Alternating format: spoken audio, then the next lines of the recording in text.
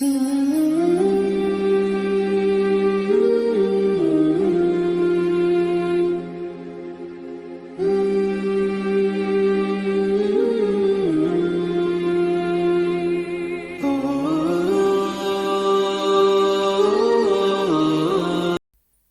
دن حضرت عمر رضی اللہ عنہ ممبر پر جلوہ افروز ہوئے اور از راہ نصیحت اعلان کیا کہ میں تم کو خدا تعالیٰ کی قسم دے کر کہتا ہوں، جو آدمی میرے اندر کوئی عیب جانتا ہو وہ اس عیب کو ضرور ذکر کرے۔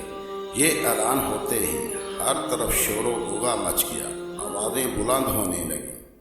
اتنے میں ایک آدمی اٹھا اور اس نے کہا، آپ رضی اللہ عنہ کے اندر تو عیب ہے۔